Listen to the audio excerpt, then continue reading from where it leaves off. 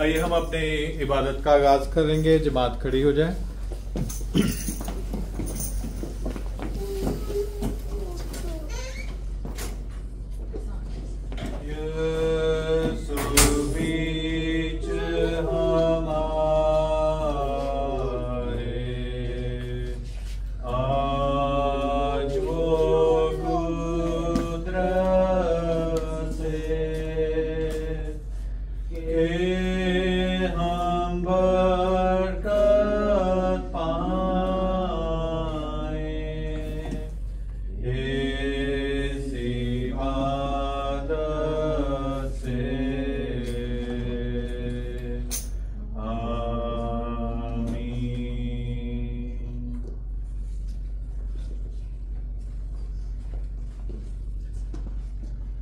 आइए हम अपने सरों को खुदावंद के हुजूर में झुकाएंगे और खुदावंद के हुजूर में आज की सारी इबादत को रखेंगे।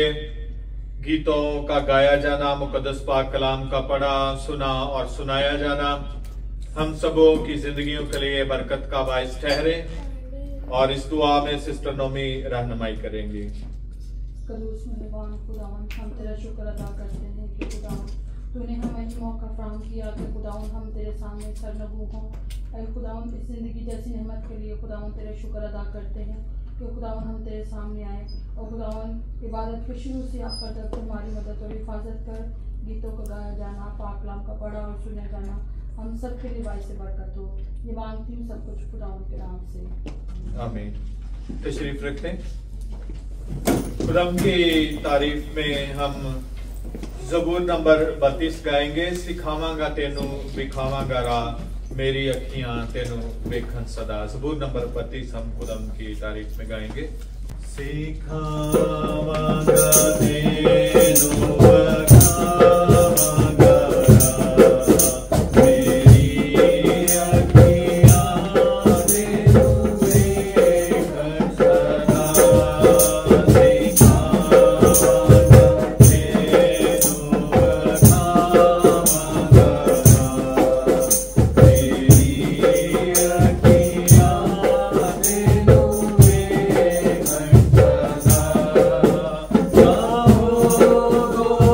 Oh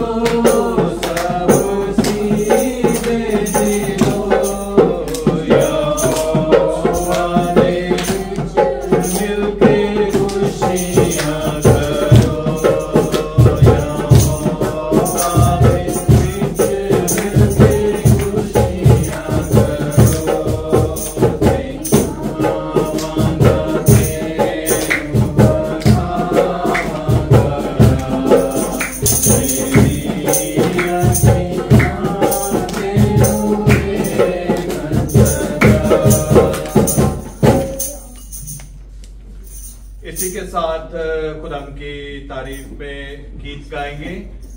तेरी प्रस्तिश सुबह शाम करें, हर गीत यीशु तेरे नाम करें। और उम्मीद है कि आप सबको ये आता होगा। तेरी प्रस्तिश सुबह शाम करें, हर गीत यीशु तेरे नाम करें। तेरी प्रस्तिश सुबह शाम करें, हर गीत यीशु तेरे नाम करें। ध्रुव और सच्चाई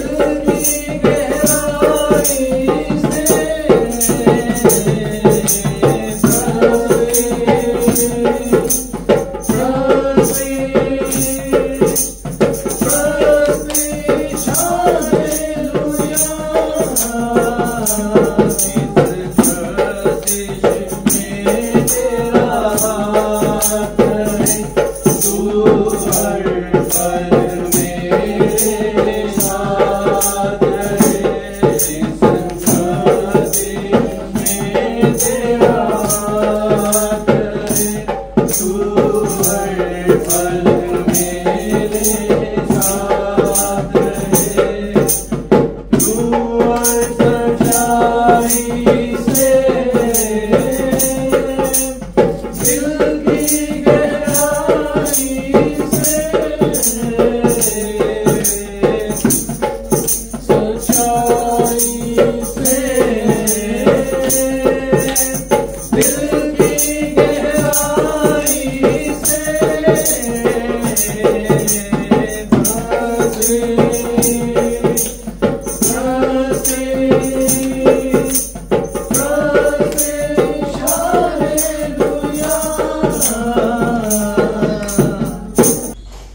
जमात खड़ी हो जाए। आइए हम अपने ईमान का इकरार करेंगे रसूलों के अकीदा के अल्फाज में।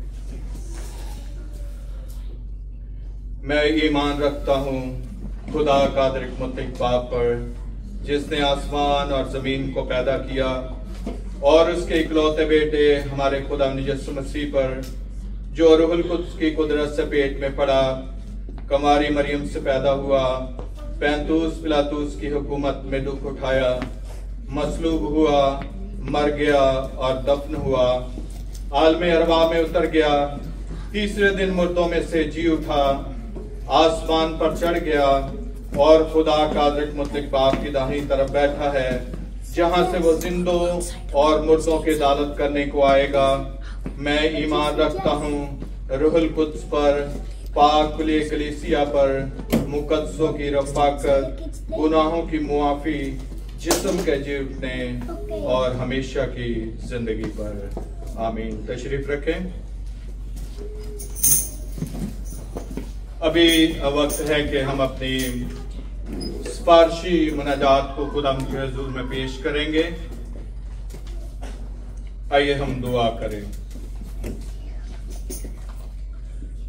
खुदा हम तेरा शुक्र अदा करते हैं तेरी दी हुई सारी बरकतों के लिए, तेरी रहमतों के लिए, तेरी नेमतों के लिए, तेरी परवरदिगारी के लिए, तेरे प्यार के लिए, तेरी मोहब्बत के लिए खुदा हम तेरा शुक्र अदा करते हैं। खुदा हमारे दिल शुक्रगुजारियों से भरे हैं, क्योंकि खुदा तू मोहब्बत का खुदा है, तू प्यार का खुदा है जो अपने बंदों को संभालता है और खुदा हमारी फिक्र करता है। खुदा हम तेरा शुक्र अदा करते हैं खुदा आज इस दिन के लिए कि खुदा तूने एक बार फिर हम सबों को इकट्ठा किया है, ताकि खुदा तेरे घर में आकर तेरी परस्तिश कर सके, तेरे नाम को जलाल दे सके, तेरी तारीफ कर सके, तेरी ताजीम कर सके, जो खुदा तेरे शान शयान है। खुदा हम तेरा शुक्र अदा करते हैं आज की सारी इबादत के लिए, और जहां जहां भी खुदा तेरे नाम के वसीला से इबादत हो चुकी हैं या खुदा होने वाली हैं या हो रही हैं, खुदा उन सारी इबादत के वसीला से तेरी कलीसियाएं खुदा तरक्की पाए, तेरे नाम को इज्जत और जलाल मिले। तमाम खादमीन को खुदा तू आग के शोले बनाकर इस्तेमाल कर, ताकि खुदा तेरा कलाम सही तौर पर और ठीक ठीक तौर पर खुदा अपनी कलीसियों में फैलाएं और खुदा तेरा नाम बढ़े और जलाल पाए और तरक्की करे। खुदा इसी तरह से खुदा तेरा शुक्र अदा करते हैं कि खुदा तू हमें एक अच्छे और वसी मुल्क में लेकर आया है। खुदा उस मुल्क की अमन और सलामती के लिए तेरे हुजूर में खुदा बरकत का ख्वास्तगार हूँ। खुदा तमाम आला हुक्मरानों को, तमाम कैबिनेट को, वज़रा को और खुदा तमाम उन लोगों को खुदा जो हुकूमत के इंतजामात को चलाते हैं, उनके लिए तेरे हुजूर में बरकत का ख्वास्तगार हूँ। तो उन्हें हिकमत दे, दनाई दे, अक्लमंदी दे, ताकि मुल्क का इंतजाम बेहतर तौर पर चला सके। खुदा इसी तरह से खुदा हम अपने मुल्क पाकिस्तान के लिए भी दुआ करते हैं, जहां हमारे अजीजों कारब हैं, जहां पर खुदा तेरी कलीसियां हैं, तेरे बंदे मौजूद हैं, उनके लिए भी तेरे हुजूर में खुदा बरकत का ख्वास्तगार हूँ। खुदा तू रूहानी बेदारी को और ज्यादा खुदा अपनी कलीसियों में बढ़ा और खुदा अपने खादमों को कसरत के साथ इस्तेमाल कर, और खुदा ताकि तेरा नाम उस मुल्क में भी खुदा इज्जत और जलाल पाए। खुदा पाकिस्तान के तमाम हुक्मरानों को खुदा तेरे हुजूर में पेश करता हूँ और उनके लिए दुआ करता हूँ। तू खुदा उन्हें हिकमत, दनाई और खुदा हिकमत बख्श और खुदा उन्हें अच्छी सोच अता फरमा, ताकि वो मुल्क के फैसला जात अच्छे तरीके से ले सके और मुल्क का इंतजाम अच्छे तरीके से चल सके। खुदा इसी तरह खुदा आज के लिए मैं तेरे हुजूर में दरख्वास्त करता हूँ कि खुदा जो कलाम खुदा आज हम सुने वो तेरे रूहुल कुद्स की तहरीक के वसीला से हो, और उसके वसीला से खुदा हमारी जिंदगियों में तब्दीली आए। तेरा कलाम नूर बनकर खुदा हमारी जिंदगियों में चमके, और खुदा हम दना दिल हासिल करे। खुदा हमारे इन सिफारिशी मुनाजात को खुदा अपने हुजूर में कबूल मकबूल फरमा। खुदा बाप, खुदा बेटे और खुदा पाक रूह के नाम में आमीन। आइए हम खुदा की सिताइश में ज़बूर नंबर 145 गाएंगे। निहायत है रहीम खुदा मेहरबान है, निहायत है रहीम खुदा मेहरबान मेहरबान मेहरबान, निहायत है रहीम खुदा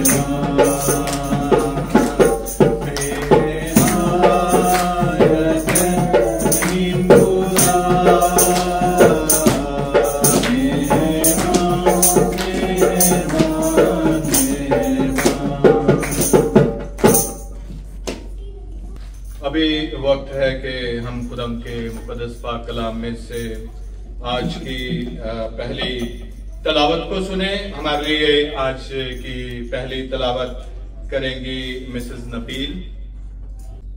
मसीह में आप सबको सलाम।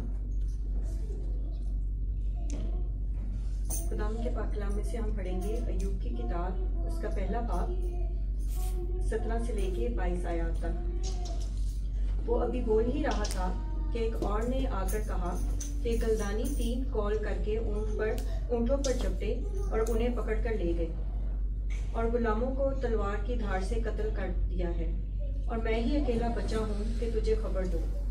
वो ये कह ही रहा था कि एक और आ निकला और कहने लगा कि तेरे बेटे और तेरी बेटियां अपने बड़े भाई के घर में खाना खा रहे थे और मैं पी रहे थे, और देख कि तुंद हवा बियाबान की तरफ से आई और घर के चारों कोनों पर जोर से लगी, तो वो जवानों पर गिर पड़ा और वो मर गए हैं, और मैं अकेला ही बच गया हूँ कि तुझे खबर दूँ। तब अय्यूब उठा और अपने कपड़े चाक किए और अपने सर के बाल मुंडाकर जमीन पर गिरकर सिजदा किया और कहा, मैं अपनी माँ के पेट से नंगा निकला और फिर वहाँ नंगा ही चला जाऊंगा। खुदावंद ने दिया था, खुदावंद ही ने लिया है, खुदावंद ही का नाम मुबारक हो। इन सब बातों में अय्यूब ने गुनाह न किया और ना खुदा से हिमाकत मंसूब की। पाक कलाम के पढ़े सुने जाने पे खुदावंद की बरकत हो। आमीन। खुदावंद का शुक्र हो। हमारे लिए आज की दूसरी तलावत सिस्टर शाजी करेंगी। किताब मुकद्दस में से हम मुकाशवा की किताब, उसका 12वां बाब और उसके 7वीं आयत से लेके 9वीं आयत तक पढ़ेंगे। उनसे लड़ाई लड़े लेकिन गालिब न आए, और उसके बाद आसमान पर उनके लिए जगह न रही, और वो बड़े इज़्दहा यानी वही पुराना सांप जो इब्लीस और शैतान कहलाता है और सारे जहां को गुमराह कर देता है, जमीन पर गिरा दिया गया और उसके फरिश्ते भी उसके साथ गिरा दिए गए। आमीन। आमीन। खुदा उनका शुक्र हो। कलाम मुकद्दस में से एक और तलावत हम सुनेंगे, और इफ्सियों के नाम पौलुस रसूल का खत, उसका 6वां बाब और उसकी 10वीं आयत से लेकर 18वीं आयत तक, और ये तलावत हमारे लिए अनमरुद्दीन करेंगी। खुदावंद के पाक कलाम में से पढ़ेंगे इफ्सियों का खत, उसका 6वां बाब, उसकी 10वीं आयत से लेकर 18वीं आयत के आखिर तक। गर्ज खुदावंद में और उसकी कुदरत के जोर में मजबूत बनो, खुदा के सब हथियार बांध लो ताकि तुम इब्लीस के मंसूबों के मुकाबला में कायम रह सको, क्योंकि हमें खून और गोश्त से कुश्ती नहीं करना है, बल्कि हुकूमत वालों और इख्तियार वालों और इस दुनिया की तारीकी के हाकिमों और शरारत की उन रूहानी फौजों से जो आसमानी मुकामों में हैं। इस वास्ते तुम खुदा के सब हथियार बांध लो ताकि बुरे दिन में मुकाबला कर सको और सब कामों का अंजाम देकर कायम रह सको। बस सच्चाई से अपनी कमर कस कर और रास्तबाजी का बख्तर लगाकर और पाँव में सुलह की खुशखबरी की तैयारी के जूते पहनकर और उन सब के साथ ईमान की सुपर लगाकर कायम रहो, जिससे तुम उस शरीर के सब जलते हुए तीरों को बुझा सको और निजात का फौज और रूह की तलवार का जो खुदा का कलाम है ले लो, और हर वक्त हर तरह से रूह में दुआ और मिन्नत करते रहो और उस गर्ज से जागते रहो कि सब मुकद्दसों के वास्ते बिला नागा दुआ किया करो। खुदा के पाक कलाम के पढ़े और सुने। आमीन। खुदा उनका शुक्र हो। इससे पहले कि हम खुदा के मुकद्दस पाक कलाम को सुने, दुआया रूह में हम एक कोर्स गाएंगे, भेज रूह का मसा। और आपके पास अगर भेज रूह का मसा, भेज रूह का मसा, भेज रूह का मसा, भेज रूह का मसा। सोचो मेरे मसा,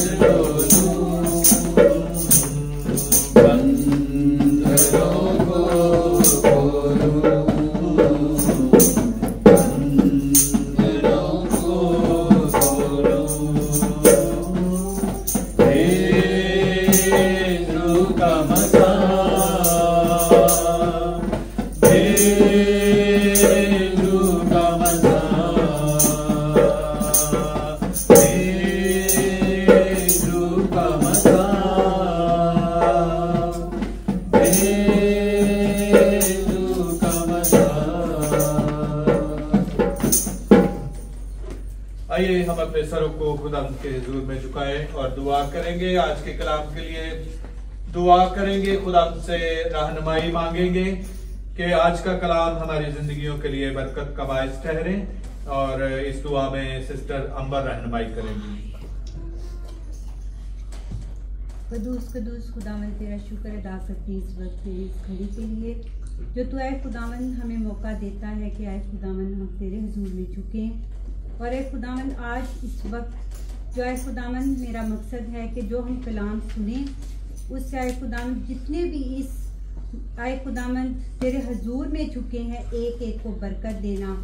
और जो कलाम है हम आए खुदावंद सुने उसको तेरे पाक रूह पर मसा चाहे खुदावंद बख्शिश पाएं, उससे आए खुदावंद हम बड़े हमारे ज़हनों को खोलना और आए खुदावंद तेरे कलाम को सुनते हुए उस पर चलने वाले बने। एक एक रूह को आए खुदावंद जो यहाँ पर मौजूद है आए खुदावंद तेरे रूह का मसा पाए। आए खुदावंद तेरे इस कलाम को जो आए खुदावंद आज सुना जाए हर एक के लिए बाइसे बरकत बने। आए खुदावंद तू हमारी छोटी सी दुआ को सुना और कबूल करना सब कुछ तेरे मीठे और प्यारे कदूस नाम का वास्ता दे के मांगते हैं, सुन और बख्श दे। आमीन। आमीन। खुदा का शुक्र हो। इससे पहले के खुदा के मुकद्दस पाक कलाम पर हम गौर करें, सिर्फ एक आयत की और 2 आयत की तलावत आपके सामने करना चाहूंगा। नए अहदनामा में से मुकाशवा की किताब, उसका 2 बाब और उसकी 4 और उसकी 5वीं आयत। कलाम मुकद्दस में लिखा है, मगर मुझको तुझसे ये शिकायत है कि तूने अपनी पहली सी मोहब्बत छोड़ दी। बस ख्याल करके तू कहां से गिरा है और तौबा करके पहले की तरह काम कर, और अगर तू तौबा ना करे तो मैं तेरे पास आकर तेरे चिरागदान को उसकी जगह से हटा दूंगा। खुदा के मुकद्दस पाक कलाम के पढ़े और सुने जाने के वसीला से हमको बरकत मिले। बड़ी ही खूबसूरत आयत यहां पर मौजूद है। खुदा कलीसिया से ये गिला करता है, इफिसस की कलीसिया से। जैसे हम आगे देखते हैं कि खुदा स्मरना की कलीसिया को, खुदा परगमन की कलीसिया को, खुदा थवातीरा की कलीसिया को, इसी तरह से खुदा इफिसस की कलीसिया को कहता है कि मुझे तुझसे शिकायत है, मुझे तुझसे गिला है कि तूने अपनी पहली सी मोहब्बत को छोड़ दिया। ख्याल करके तू कहां से गिरा है। आज लफ्ज हम गिरा है पर गौर करेंगे, जो कि बाइबल मुकद्दस इस बात से भरी पड़ी है। हम भी गिर जाते हैं, मैं भी गिर जाता हूं, दूसरे भी जो है आप भी गिर जाते हैं। और हम देखते हैं कि बाइबल मुकद्दस में बड़े बड़े नबी, बड़े बड़े जो नेम्स हैं ओल्ड टेस्टामेंट में हमें मिलते हैं, वो भी गिर गए लेकिन वो उठ खड़े हुए। लफ्ज गिर जाना जो है, उससे मुराद ये हरगिज नहीं कि इंसान गिरा ही रहे। आप छोटे से बच्चे को देखें, जब आप सभी बच्चों वाले हैं, ये बात जानते हैं कि जब बच्चा चलना सीखता है तो वो गिरता है, फिर उठ खड़ा हो जाता है, गिरता है, फिर खड़ा हो जाता है, और इसी तरह से वो चलना सीख जाता है। हमारी रूहानी लाइफ भी ऐसी है कि हम गिरते हैं फिर संभल जाते हैं, गिरते हैं फिर संभल जाते हैं, और गिरते गिरते हम जब एक्सपर्ट हो जाते हैं फिर हम चलना सीख जाते हैं। और वो राह है सीधी सिराते मुस्तकीम राह, जिस पर खुदा हमें लेकर जाना चाहता है। लेकिन रास्ते में रुकावटें आती हैं, जब हम गिर जाते हैं, हम फिसल जाते हैं, हमारे आड़े चीजें आ जाती हैं, तो फिर हम गिर जाते हैं। इसके साथ ही रिलेटेड वर्ड्स मैं देखूं तो पुराने अहदनामा में खुदा ने जब इंसान को तख्लीक किया, उसे बनाया और उसके नंथनों में जिंदगी का दम फूंका, तो उसके बाद क्या हुआ कि इंसान ने एक खिलाफ वर्जी खुदा के हुजूर में कर दी। बड़ी स्टोरी वाली हम आदम और हवा की सुनते रहते, मैं इस पर बहुत ज्यादा फोकस नहीं करूंगा। मैं इस बात पर आपका ध्यान लगवाना चाहता हूं कि जब खुदा ने इंसान को फ्री विल पैदा कर दिया, जब खुदा ने इंसान को आजाद मर्जी पैदा किया था, जब खुदा ये जानना चाहता था कि क्या ये शख्स, खुदा इंसान को जांचना चाहता था, खुदा इंसान को परखना चाहता था कि क्या ये मेरी खिलाफ वर्जी करता है। दरख्त चाहे वो किसी भी फल का हो, किसी कोई भी फ्रूट हो, लेकिन खुदा ने एक चीज से मना कर दिया था, और ये खुदा देखना चाहता था कि क्या ये इससे मना रहता है या नहीं। लेकिन उस वक्त वो एक आजमाइश में पड़ते हैं, जहां पर इबलीस आकर उन्हें इस राह पर लगाता है कि वो उस फल को खाएं। हालांकि वो आगे बहस भी होती है, वहां पर एक टाइम पीरियड होता है जिसपे सारी गुफ्तगू होती है कि खुदा ने तो हमें मना किया है कि हम नहीं ये खा सकते, लेकिन आगे इबलीस जो है वो आर्ग्यू पेश करता है कि अगर तुम इसको खा लोगे तो तुम खुदा की मानिंद हो जाओगे, अच्छे और बुरे को समझना शुरू हो जाओगे। ये तो अकल का दरख्त है, वो उसको एक नई जो है उसके बेनिफिट बताता हुआ नजर आता है। बाज़ हम भी इसी तरह से समटाइम्स जो है वो गिर जाते हैं जब इबलीस हमें मुख्तलिफ चीजों की हमें लालच देता है। तो हमने देखा कि किस तरह से आदम और हवा जो है वो इस टेम्पटेशन से गुजरे, लेकिन उसमें पूरा नहीं उतर पाए। लेकिन उसके साथ हम देखते हैं कि दो तरह की आजमाइशें हमें बाइबल मुकद्दस में मिलती हैं। मैं और आप भी आजमाए जाते हैं, हम मुख्तलिफ आजमाइशों से गुजरते हैं, हम रोज बरोज इनसे गुजरते गुजरते जो है वो हमारी जिंदगी में हम बारहा गिरते हैं, संभल जाते हैं, गिरते हैं, संभल जाते हैं।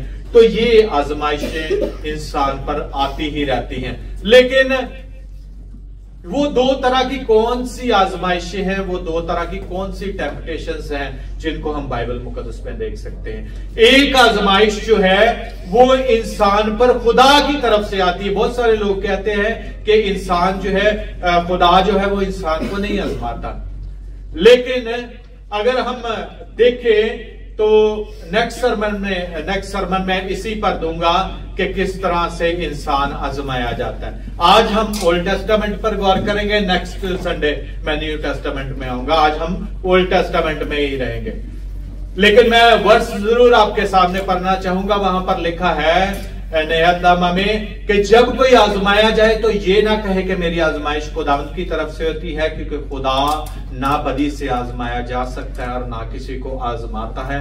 हाँ, हर शख्स अपनी ही ख्वाहिशों में खींचकर और फंस कर जो है वो आजमाया जाता है, और ख्वाहिश हामला होती है और गुनाह को जन्म देती है। ये है नहदनामा में, इस पर हम नेक्स्ट संडे गौर करेंगे। लेकिन हम देखते हैं कि मैंने जैसे बताया कि 2 टाइप्स की टेम्पटेशंस हैं। पहली वो जो खुदा की तरफ से आती हैं, लेकिन खुदा बदी से नहीं आजमाता। खुदा जब भी इंसान को आजमाता है, आजमाने का मतलब क्या होता है? आजमाइश के अगर हम लुग़वी मायने देखें तो उसका मतलब है जांचना, उसका मतलब है परखना, उसका मतलब है इम्तिहान लेना या किसी को चेक करना। तो खुदा जब भी पुराने अहदनामा में हम देखते हैं इब्राहिम की मिसाल, बहुत बड़ी टेम्पटेशन में फंस चुका था वो बेटा जो वो कहता है मेरी उम्र तो बहुत ज्यादा, मैं बूढ़ा हो चुका हूं, और उसकी बीवी सारा कहती मैं तो 99 ईयर्स की हूं, मैं तो बुढ़ी हो चुकी हूं, अब मैं कैसे बच्चा पैदा कर सकती। वो बेटा जब पैदा होता है तो खुदा आजमाने के लिए इब्राहिम को कहता है कि अपनी सबसे खूबसूरत, अपनी सबसे कीमती चीज की कुर्बानी मेरे लिए कर। हो सकता है कि उस वक्त वो कितनी बड़ी आजमाइश में से गुजर रहा हो सकता है कि उसके जहन में ख्याल आते हों कि क्योंकि खुदा तो सुख्तनी कुर्बानी मांग रहा था। सुख्तनी कुर्बानी आप जानते होंगे कि पुराने अहदनामे में बर्न्ट सैक्रिफाइसेस, जो कि जला देने वाली, फुली तौर पर बर्न कर देना और उसकी कुर्बानी देना। तो खुदा कैसी कुर्बानी मांग रहा है? खुदा कहता है कि अपने बेटे इसहाक को मेरे लिए सोख्तनी कुर्बानी के तौर पर पेश कर दे। तो उस वक्त कितनी बड़ी आजमाइश में से इब्राहिम गुजरा होगा, लेकिन वो उस आजमाइश पर पूरा उतरता है। बेटा पूछता है, बाप हम कुर्बानी तो करने जा रहे हैं, बर्रा कहां है? लेकिन इब्राहिम कहता है कि खुदा अपने लिए बर्रा खुद मुहैया करेगा। जब वो उस पर लकड़ियां अपने बेटे पर चुन देता है और उसे जलाने लगता है और छुरी उसके हाथ में होती है और वो उसे ज़िबा करने लगता है, तो खुदा बर्रा मुहैया करता है, जो कि खुदा यीशु मसीह की अक्कासी करता है कि हमारे लिए एक बर्रा खुदा ने मुहैया किया। तो ये हम देखते हैं कि टेम्पटेशंस में से तो गुजरते रहे हैं। ईमानदार भी इब्राहिम टेम्पटेशन में से गुजरा, लेकिन वो पूरा हुआ। उसके बाद खुदा ने उसे कितनी बरकतें दी, आप पैदाइश की किताब में पढ़ सकते हैं, मैं उस पर जोर नहीं दूंगा। तेरी औलाद रेत के जर्रों की मानिंद हो जाएगी। और खुदा बनी इस्राएल को और इब्राहिम की नस्ल को ऐसी बरकत देता है जो कभी नस्ल इंसानी को नहीं अता हुई, और उसकी बरकतें आज भी हम देख सकते हैं। जो कौमें खुदा की कौम के खिलाफ बढ़ती हैं, जो उसके खिलाफ हाथ उठाती हैं, वो खुद फना हो जाती हैं, क्योंकि खुदा की बरकतें उस कौम के साथ आज भी मौजूद हैं। खुदा जब आजमाता है तो खुदा बदी से नहीं आजमाता। कई लोग कह देते जी वो खुदा ने सानू किड़ी मुसीबत च पाता है। खुदा आपको मुसीबतों में नहीं डालता। खुदा जब भी आपको चेक करता है तो वो आपके ईमान को चेक करने के लिए आपको, जैसे बड़ी कॉमन सी मिसाल अक्सर प्रीचर्स देते हैं कि सोना भट्टी में से निकलकर कुंदन बन जाता है। जब वो निकलता है तो उसमें से गंदगी दूर हो जाती है, वो परफेक्ट हो जाता है, उसमें से मिलावट निकल जाती है, वो शाइन करने लगता है।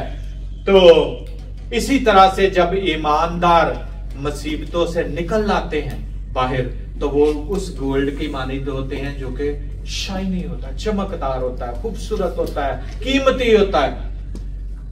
आगे चलकर अगर हम देखें तो इसकी बहुत सारी मिसालें हमें मिलती हैं। मुकद्दस दाऊद नबी गुनाह में पड़ गया, हित्ती ओरिया की बीवी को देखा और उसको पाने के लिए उसके हस्बैंड को जो है वो वार में जो है वो जंग में मरवा दिया और उससे शादी कर ली, और उसके बाद उससे एक बेटा पैदा हुआ और वो बेटा मर गया। ये सारी स्टोरी आप जानते हैं, मैं इस पर गौर नहीं करूंगा। लेकिन उस वक्त मुकद्दस दाऊद खुदा जिसे कहता है कि ये मुझे मेरे दिल के करीब एक शख्स मिल गया, वो शख्स कौन था? दाऊद। ये वाहिद शख्स था जिसे खुदाबंद चुनता। पहले तो जैसे पलौठों को चुना जाता था ना, दाऊद पलौठा नहीं था, दाऊद सबसे यसी का छोटा बेटा था। खुदा ने कहा कि जा इसको ब्लेस कर, और खुदा ने कहा मेरे दिल के मुताबिक शख्स मुझे मिल गया।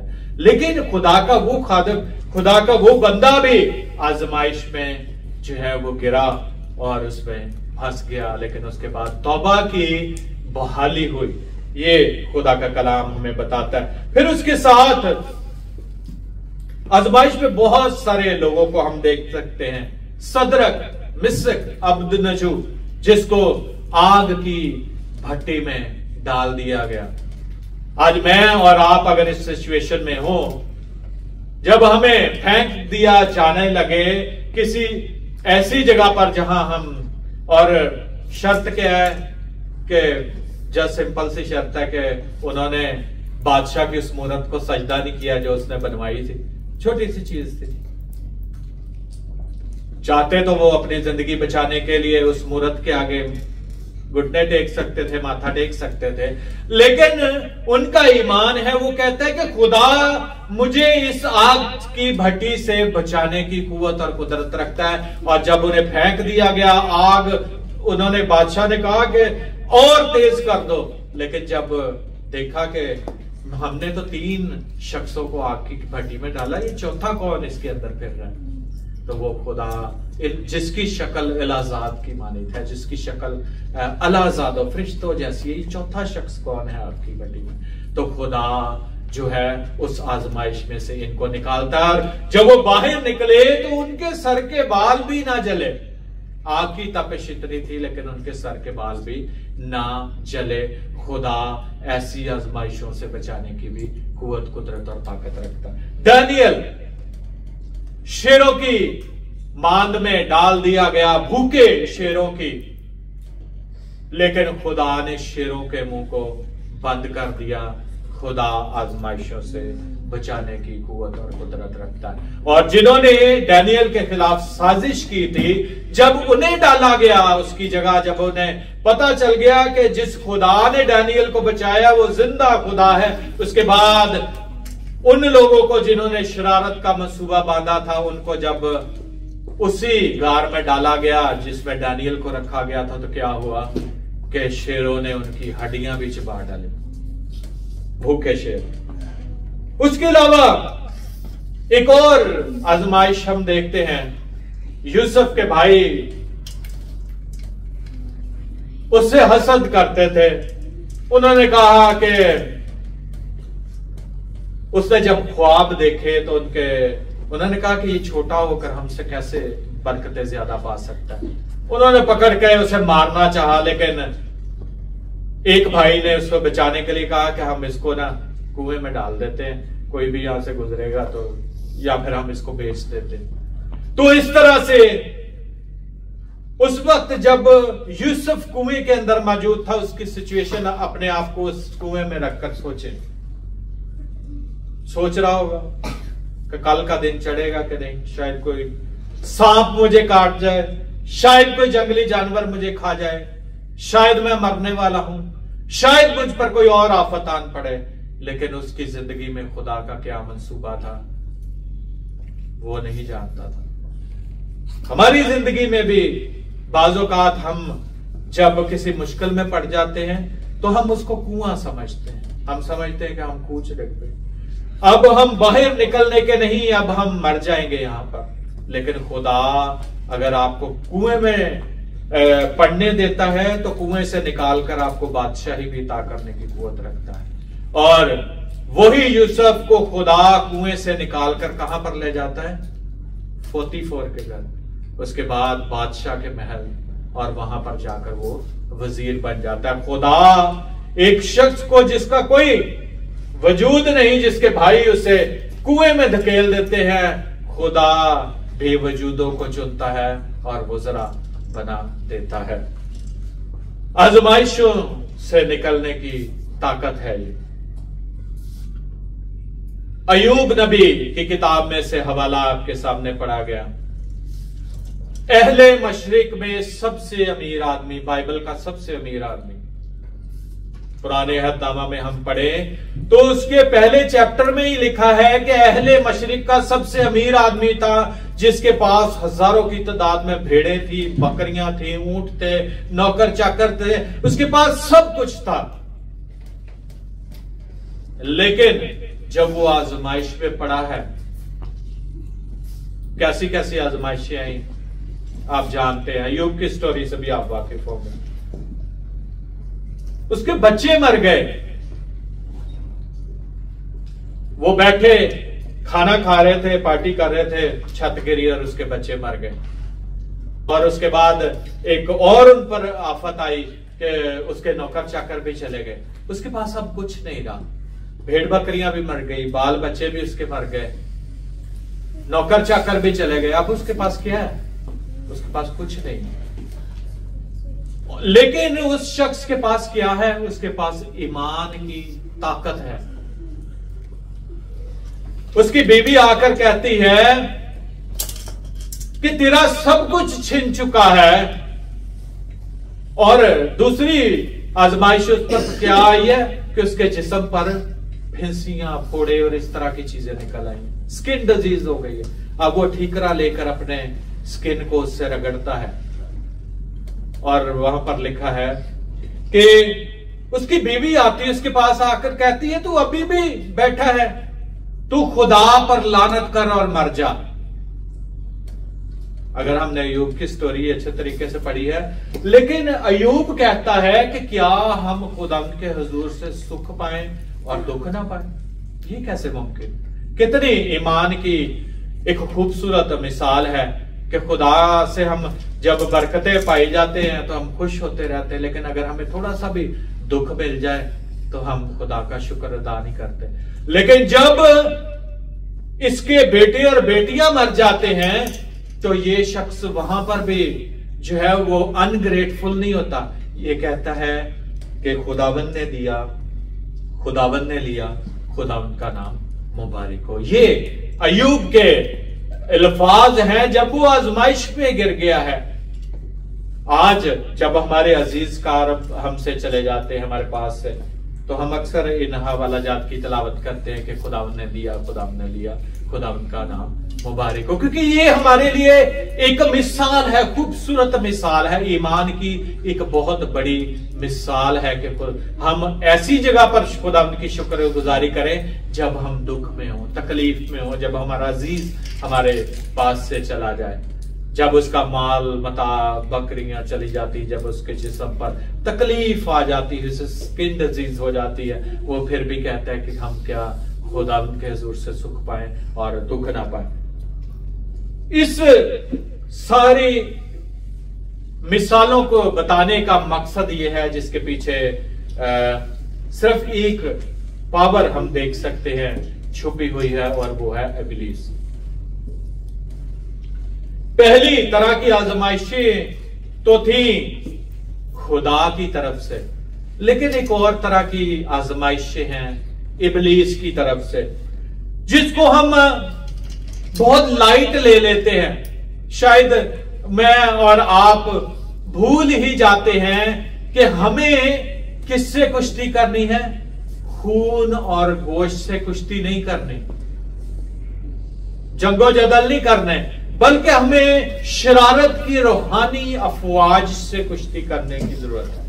हमें खुदा के सब हथियार, और जिस तरह से मेरी वाइफ ने जो हवाला पढ़ा आपने सुना, उसमें था कि खुदा के सब हथियार बांध लो ताकि इब्लीस का मुकाबला कर सको, जिसमें रूह की तलवार है, ईमान की सिपर है, नजात का पौध है, और जिसमें बहुत सारे हमें बताए सुलह की खुशखबरी की तैयारी के जूते हैं। तो ये सारे हथियार बांधकर हमें इब्लीस का मुकाबला करना है। और जिस तरह से खुदा के मुख्तलिफ नेम्स हम देखते हैं कि बाइबल मुकद्दस में इस्तेमाल हुए, मैं इसके साथ इसको ऐड नहीं करना चाहता। मैं अगली दफा आपको इब्लीस की इल्मुल फरिश्तगान के बारे में बताऊंगा, डिमोनोलॉजी के बारे में बताऊंगा, और लूसीफर कहां से आया और कैसे फरिश्ते गिराए गए और किस तरह से हम उसका मुकाबला कर सकते हैं। नेक्स्ट सर्मन में मैं जरूर इस पर गौर कर आपको बताऊंगा, ताकि हम सीख सके कि इब्लीस कहां से आया और किस तरह से हम उसका मुकाबला कर सकते हैं, क्योंकि उसके मुख्तलिफ नेम्स बाइबल मुकद्दस में हमें मिलते हैं। कहीं पर वो हमें लूसीफर के तौर पर नजर आता है, कहीं पर वो हमें डिसीवर के तौर पर, कहीं पर वो हमें डेवल, और कहीं पर उसे मर्डरर कहा गया है, कहीं पर उसे आजमाने वाला टेम्पटर कहा गया है, कहीं पर उसे लायर कहा गया है, और उसके मुख्तलिफ नेम हमें बाइबल मुकद्दस में मिलते हैं, जिस पर हम नेक्स्ट संडे गौर करेंगे कि ये इब्लीस है इसके पीछे कि हम आजमाइशों में गिरे रहते हैं। लेकिन जिस तरह से बागे अदन में हमने देखा कि खुदा ने इब्लीस को और इंसान के दरमियान, मैं तेरी और औरत की नस्ल के दरमियान अदावत डालूंगा। कैसी अदावत है जो इब्लीस और नस्ल इंसानी के दरमियान है? वो तेरी एड़ी पर काटेगा और तू उसके सर को कुचलेगा। ये खुदा ने बागे अदन में हम देखते हैं कि सजा दी, एड़ी पर काटेगा।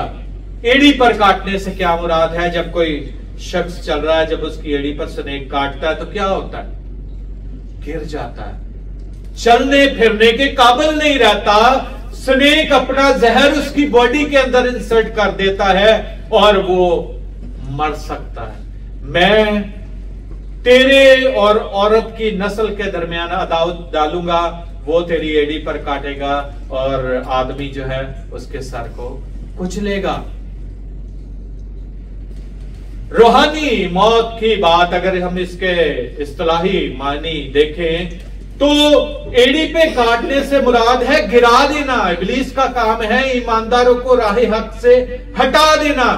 इब्लीस का काम है कि ईमानदार दुआ ना करे। इब्लीस का काम है ईमानदार जो है खुदा के घर में ना आए। इब्लीस का काम है कि इंसान को फर्क लाइन पर लगा देना। इब्लीस का काम है इंसान को सिराते मुस्तकीम से हटाकर टेढ़ी राह की तरफ माइल कर देना, उसको गिरा देना ताकि वो सीधी राह पर ना चल सके। यही काम है कि वो तेरी एड़ी पर काटेगा, वो तुझे गिरा देगा। और जब उस एड़ी पर काटने से मुराद ये भी है कि वो अपना गुनाह का जहर तेरी जिंदगी में भर देगा और उसके बाद तेरी रूहानी मौत हो जाएगी। खुदा, अगर हम नए अहदनामा में देखें तो खुदा क्या करता है? संभालने वाला नजर आता है। खुदा कहता है कि मैं किसी ऐसी आजमाइश में तुम्हें नहीं डालता जिससे तुम बाहर ना निकल सको। आजमाइश से बाहर निकलने के खुदा रास्ते भी बताता है। यीशु मसीह पर आजमाइश आई, चले थोड़ी सी और 2-3 मिनट्स मोर। यीशु मसीह पर आजमाइश आई तो यीशु मसीह ने उस आजमाइश का किस तरह से मुकाबला किया? कलाम से। यीशु मसीह का इब्लीस कलाम पेश करता हुआ नजर आता है। वो कहता है कि लिखा है कि वो तुझे अपने हाथों पर उठा लेंगे। ये ज़बूर की आयत इब्लीस कोट करता हुआ नजर आता है। यीशु मसीह कलाम ही से उसका जवाब देते हुए नजर आते हैं कि लिखा है कि तू खुदा अपने खुदा की आजमाइश करता है।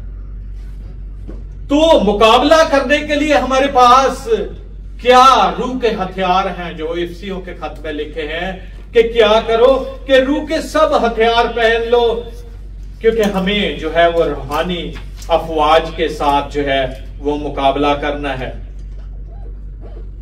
ये रूहानी अफवाज क्या है? वो लूसीफर है और उसके फरिश्ते जो आसमान पर से जमीन पर गिरा दिए गए, जिसके बारे में मैं आपको नेक्स्ट सरमन में बताऊंगा किस तरह से वो गिराए गए, क्या वजह थी। और आज भी वो नेटवर्क के तौर पर काम करते हैं, बदरूहें बनकर। कहीं पर वो किसी तरीके से किसी तरीके से वो ईमानदारों को राहे हक से हटाने की कोशिश करते। एक पूरा नेटवर्क है, क्योंकि जिस तरह से ओल्ड टेस्टामेंट में लिखा है, और जैसे अभी मकाशवा की किताब में से सिस्टर शाजिया ने जो हवाला पढ़ा, वहां पर लिखा है आसमान पर लड़ाई हुई। और वो लड़ाई कौन सी थी? इब्लीस के फरिश्तों के दरमियान और खुदा के फरिश्तों के दरमियान, और उसके नतीजे में इब्लीस के फरिश्ते जो है वो जमीन पर गिरा दिए गए। आज वो उनका काम है उस नेटवर्क का कि हमें सीधी राह से हटाकर टेढ़ी राह की तरफ लगाएं। लेकिन हमारे पास हथियार मौजूद है, ईमान की सिपर हमारे पास फेथ मौजूद है। कैसा फेथ? अय्यूब का सा फेथ। खुदावंद तूने दिया, तूने लिया, तेरा नाम मुबारक हो। क्या हम खुदावंद के हुजूर से दुख पाए और सुख ना पाए? ऐसे ईमान की सिपर की जरूरत है हमें। नजात का खौफ, नजात का हेलमेट होता है, जैसे हेलमेट फौजी पहनते थे। पौलुस रसूल जब इफिसियों के खत के 10वें बाब, तो एक आर्मी मैन को सामने रखकर ये हवाला लिखा गया, जिसमें जिस तरह से वो सीना बंद पहनते थे, कमर बंद पहनते थे, खौद पहनते थे और तलवार लेते थे, तो एक आर्मी को सामने रखते हुए ये लिखा। तो नजात का खौद हमारे दिमाग की हिफाजत करता है। कब जैसे मोटरसाइकिल पर जाते हुए हम हेलमेट पहन लेते ताकि गिर जाए तो हमारे सर पर चोट ना लगे। नजात का खौद, अगर हमारे जहन के अंदर नजात होगी कि यीशु मसीह मेरे लिए इस दुनिया में आया, मेरे लिए उसने कफारा दिया, मेरे लिए जी उठा और मेरे लिए वो जो है इस दुनिया में आया था। ये है नजात का पैगाम जो हमारे माइंड में क्रिसमस और ईस्टर पर नहीं बल्कि हर रोज हमें उस नजात के खौद को पहनने की जरूरत है। रूह की तलवार ले लो, खुदा का कलाम, जिससे हम इब्लीस का मुकाबला करते हैं। मुकाबला करने के लिए हमारे पास हथियार मौजूद है, लेकिन जरूरत इस बात की है कि हम उस हथियारों का इस्तेमाल करें। ये नहीं, गिर जाना कोई बड़ी बात नहीं, मैं भी गिर सकता हूं, आप भी गिर सकते हैं, और लाइफ में पता नहीं कितनी दफा हम गिर चुके होंगे, लेकिन हम खड़े हो सकते हैं। खुदा संभालने वाला है, खुदा उठा खड़ा करने वाला है, खुदा सहारा देने वाला है। जैसे मैंने बिल्कुल सरमन के शुरू में कहा कि पेरेंट्स कैसे बच्चों को लेकर फिरते हैं, उठ जाता है, गिर जाता है, फिर उठा खड़ा करते हैं। इसी तरह से उंगली पकड़कर चलना सीख जाता है और एक दिन वो सही चलना शुरू हो जाता है। खुदा भी इसी तरह से, ईमानदार गिरते हैं, खड़े हो जाते हैं। ईमानदार गिर जाते हैं लेकिन खुदा उन्हें संभाल लेता है, लेकिन उसमें गिरे ही ना रहें, कई दफा ऐसा होता है कि हम गिर जाते हैं और फिर अपने आप को खुद उठा ही नहीं पाते।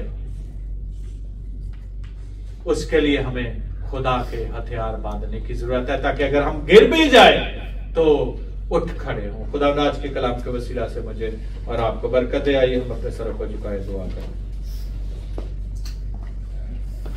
खुदा हम तेरा शुक्र अदा करते हैं तेरे मुकद्दस पाक कलाम के लिए जो जिंदगी बख्श है, तेरे पाक रूह की तहरीक और रहनुमाई से लिखे हुए हर लफ्ज के लिए खुदा हम तेरा शुक्र अदा करते हैं। इस मुकद्दस किताब के लिए जो जिंदगी फराहम करती है, जिसमें लिखे हुए हर लफ्ज हमारी जिंदगियों में रोशनी पैदा करते हैं। खुदा इस नूर की रोशनी के लिए तेरा शुक्र अदा करते हैं। खुदा तो इस नूर को हमारी जिंदगी में चमका, ताकि खुदा हम दना दिल हासिल करें और तेरे कलाम के मुताबिक अपनी जिंदगियां बसर करें। खुदा दुआ को सुन और कबूल कर मसीह यीशु के नाम में, आमीन। आइए खुदा की तारीफ करते हुए हम गीत गाएंगे। पीछे मसीह के चलते रहें, आगे ही आगे बढ़ते रहें। और इसकी पहली 2 आयात हम गाएंगे और इसी में हम अपने हदियाजात खुदा के हुजूर में पेश करेंगे। पीछे मसीह के चलते रहे, आगे ही आगे बढ़ते रहे,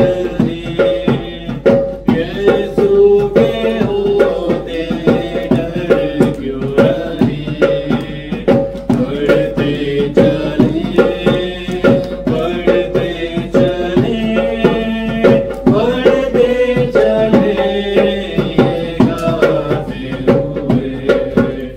पीछे मसीह के चलते रहे, आगे ही आगे बढ़ते रहे, यीशु के होते डर क्यों रहे, बढ़ते चले, बढ़ते चले, बढ़ते चले, ये गाते हुए सारा ज़माना गाए, जय राजा यीशु जय प्रभु जी हो, सारा ज़माना गाए, जय राजा यीशु जय प्रभु जी, यही हमारा बढ़ते चले, बढ़ते चले, बढ़ते चले, ये गाते हुए दुश्मन ज़माना होता रहे, जंजो अलम की परवाह किससे हो, दुश्मन ज़माना होता रहे, रंजो अलम की परवाह किससे, वो है हमारा हम उसके, बढ़ते चले, बढ़ते चले, बढ़ते चले, ये गाते हुए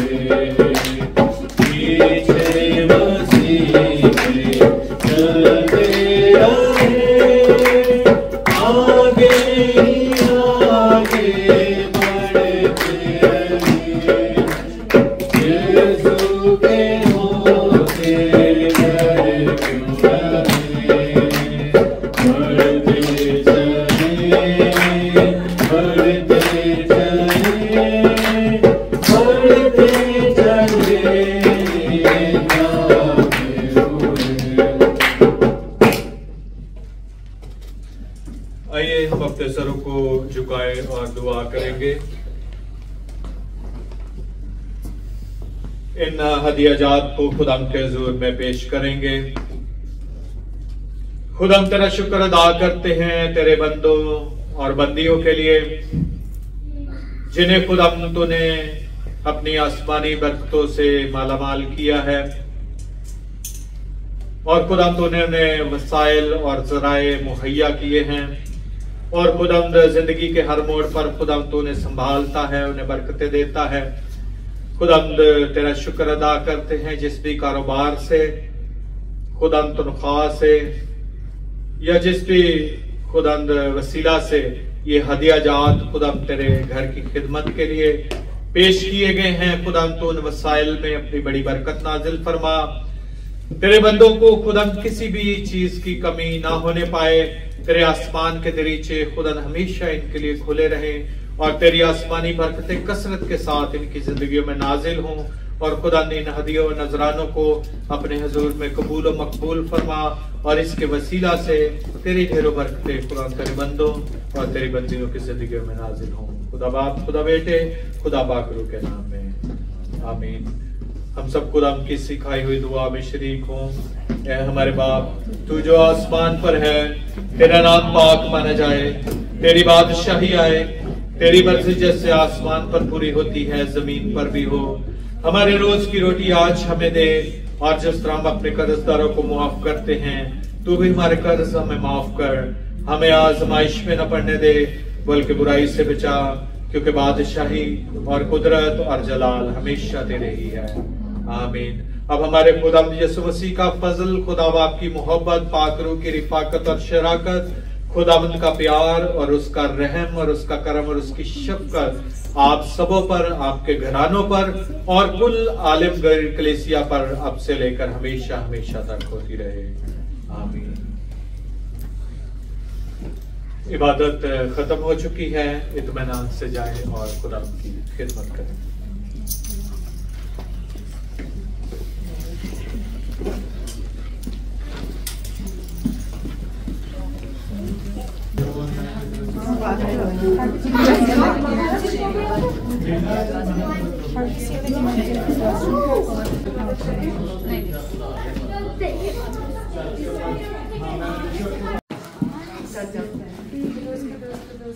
आज के दिन पे थैंक यू आपने दिया, थैंक यू कि हम लोग एक साथ मिलके जमात के प्रार्थना वाले बने, थैंक यू कि हम लोग आपने हमें यहाँ लाया।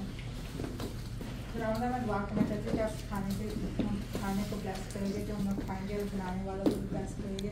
इन हाथों में मैं दुआ करना चाहती हूँ कि आप जब हम लोग खाना खाएं तो हम लोग कैसे आपने हमें हर एक चीज़ दी है।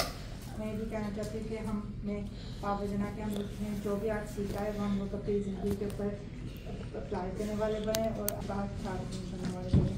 आमीन।